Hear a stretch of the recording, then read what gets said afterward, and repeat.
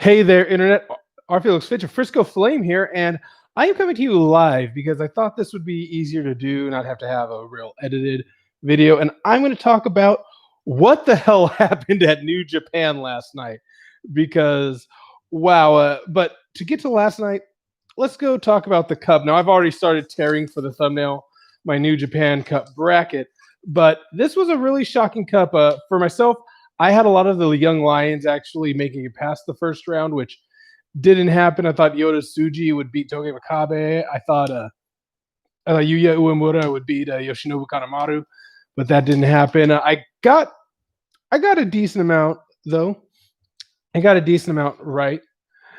Our semifinals. I had thought the semifinals would be Hiromu Takahashi versus Taiji Ishimori, and then Sonata versus Evil. I got one of those correct. Sonata and Evil both did make it to the semifinals, and Hiromu Takahashi did make it to the semifinals, but Taiji Ishimori was beaten by Kazuchika Okada.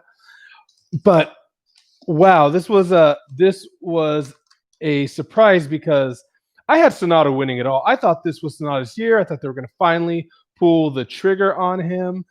I thought that this was going to be, like I said, I thought New Japan would come up with Sonata, but no, Evil is the one that beat Sonata in the semifinals. And of course, Okada beat Hiromu. So the finals of the New Japan Cup did see Okada take on Evil.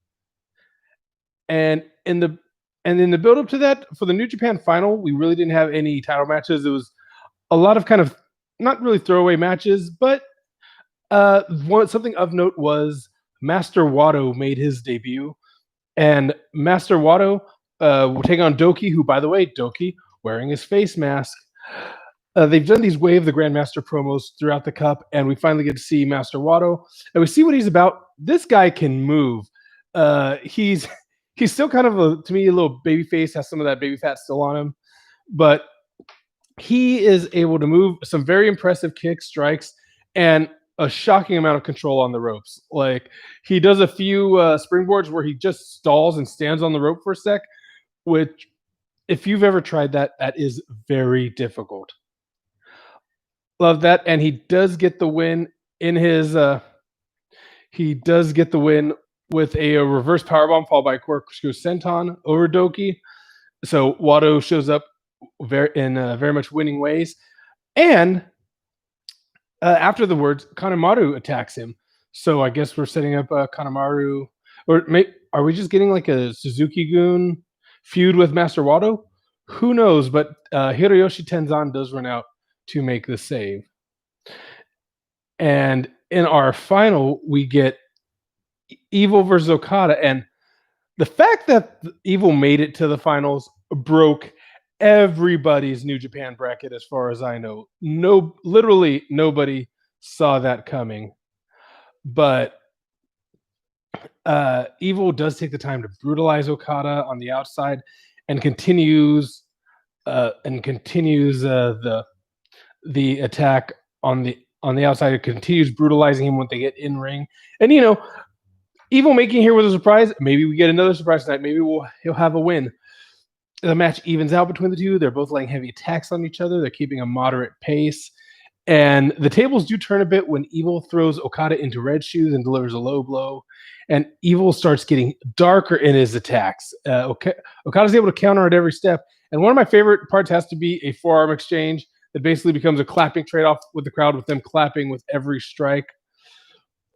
And Evil, he hits something my cousin used to do, which I call the Hercules nut crunch, where he grabs him by the legs and just stomps the middle of his crotch.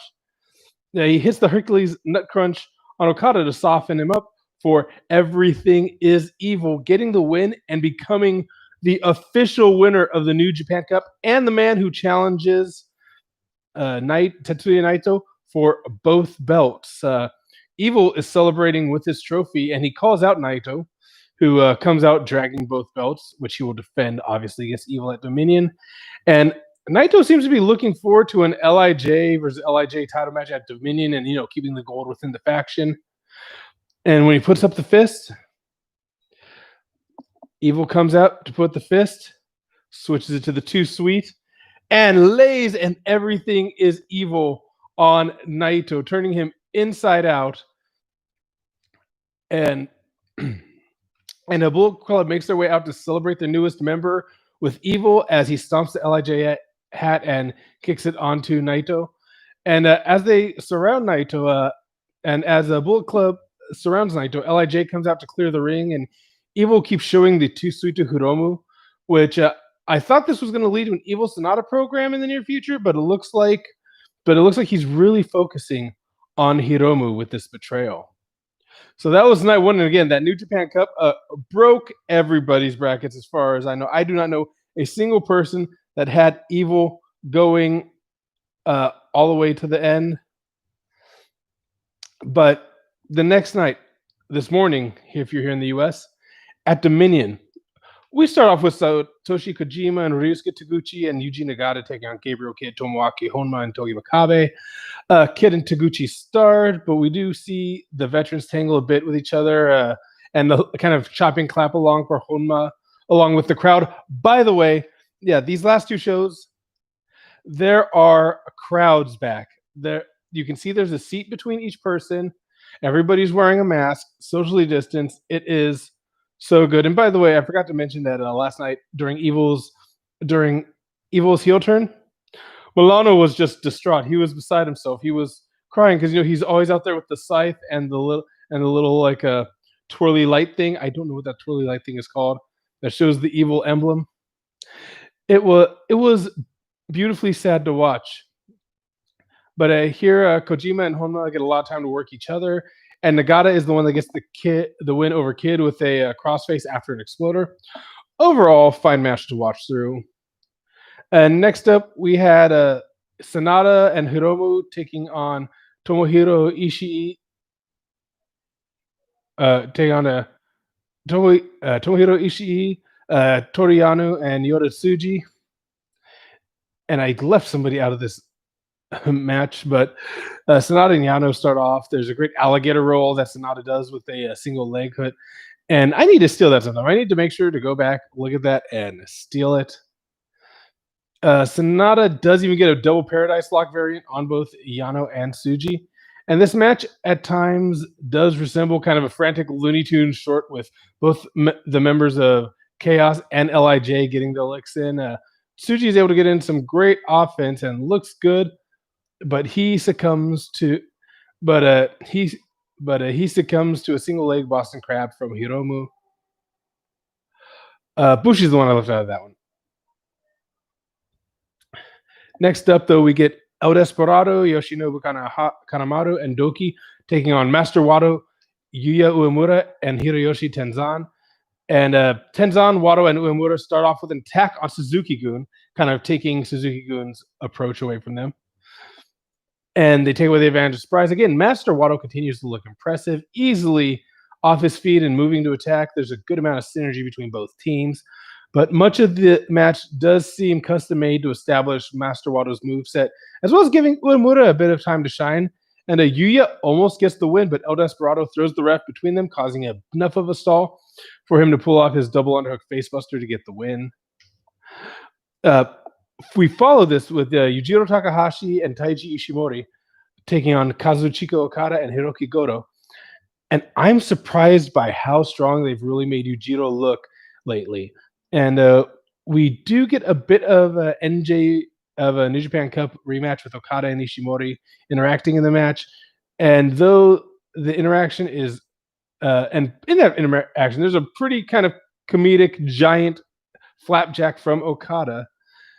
And like I said, this match was just fun overall. But again, like I said, they are making Yujiro look very strong because he's the one that ends up getting the win and the pin on Hiroki Goto after a pimp juice. I wonder what they're going to do with him in the future. This is quite good for him. And we start getting into our title matches for the night. We have a Show taking on Shingo Takagi for the Never Openweight Championship. Both immediately lock up, and go head-to-head slapping beef.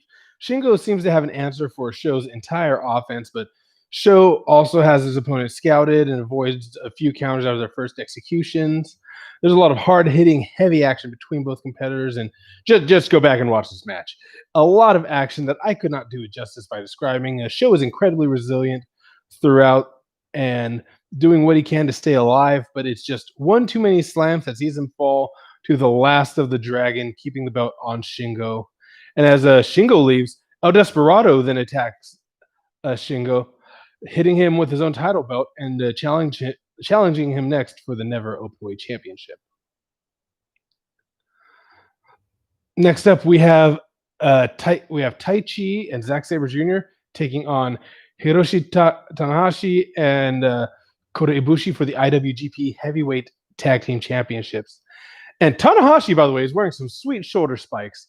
Most of the focus in the beginning is between Taichi and Tanahashi, continuing their long-running feud, and I am always impressed by Zack Sabre Jr.'s ability to just, when it comes to submissions, do whatever he needs to and whatever he wants to at whatever time. Something I often forget, though, is that he can actually pull off some really quick wrestling attacks as well. He can pull off some quick strikes. And Taichi's pants do eventually come off, and as his battle with Tanahashi continues, there's a very close high fly flow into that. Zack Sabre Jr. almost rolls into a pin, but Ibushi breaks it up before being hit with Iizuka's Iron Claw by Taichi, and he misses Tanahashi with the Iron Claw, but he is able to hit a Saito, and Zack Sabre Jr. and Taichi both start destroying Tanahashi's leg. Zack Sabre Jr. is holding it, and Taichi just keeps going with the Dragon Screw leg whip. It is just, my knees were hurting watching that. But a super kick into a pile driver by Taichi and Zack Sabre Jr.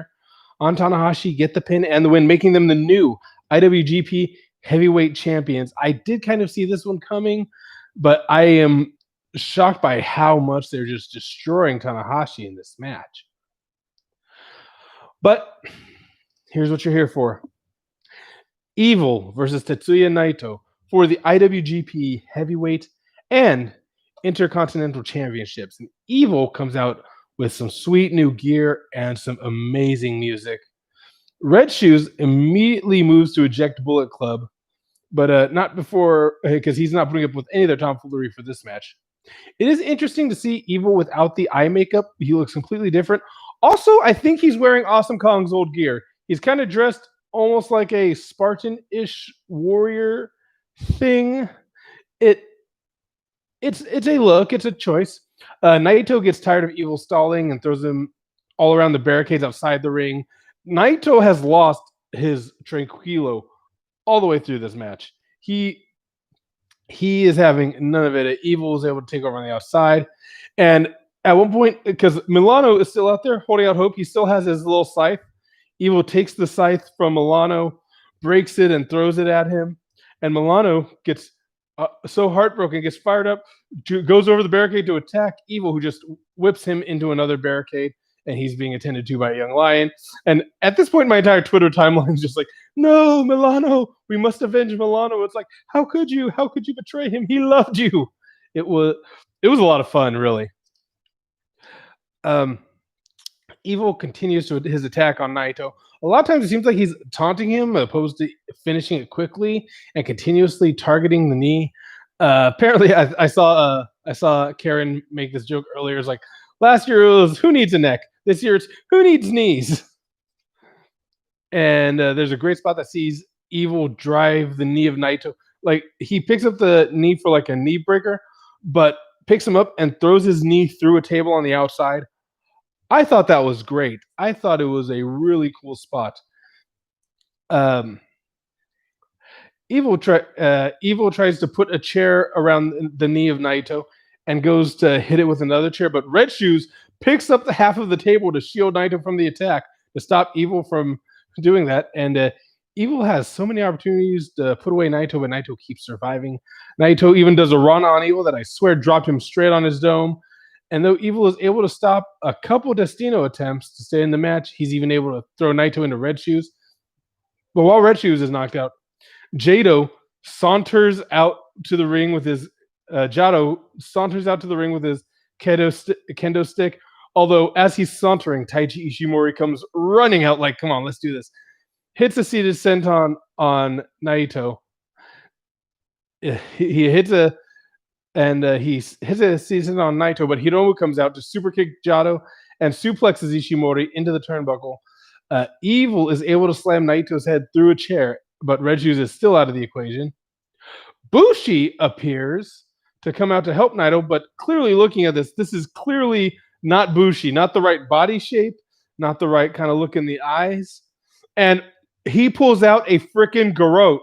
And if you don't know what that is, that in those Hitman movies where you see the thing with two handles and like a piano wire between it that you use to strangle somebody, that's what he pulls out on. That's what he pulls out and starts strangling Naito. And Red Shoes, when Red Shoes comes to, he admonishes him. And while he's admonishing Bushi, Evil hits the Hercules nut crunch and turns Naito inside out with an everything is evil for the pin and the win. And Evil is your new IWGP Heavyweight and Intercontinental Champion. Nobody saw this coming. This was a shock. Like, it's been very polarizing. I'll talk about that in a second. After the match, the fake Bushi is revealed to be Dick Togo. And Dick Togo is, again, I did not see him coming into New Japan. I feared he was doing his own thing with his Kai and Tai Academy. They start attacking Naito, but Hiromu once again comes out to make the save. And Hiromu grabs the mic and challenges Evil in what may be a hell of a match going forward, because he does tell Evil, if you're so brave, put those two titles you just stole up against me. Or if you're too scared, just one or the other will do. And it is Evil looks like he's going to say something, just drops the mic and walks out. So he refuses to respond. He walks to the back. Just and there, by the way, a lot of emotion here from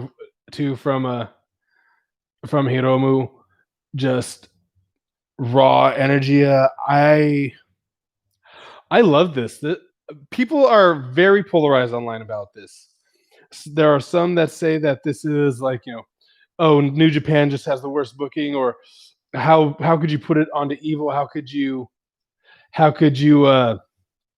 do this like out of nowhere? And here's some of the things.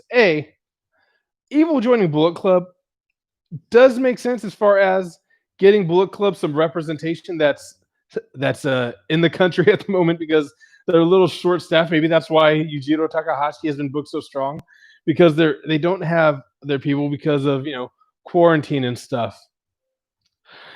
Also, this Evil and Hiromu both have history with each other and with Naito, with him kind of bringing all of them up through the ranks of New Japan. Evil being the first person he recruited for Los Ingobernables. Also, Evil kind of taking the jacket and dyeing his hair red for Hiromu while Hiromu was out with injury. This is going to be some fantastic storytelling.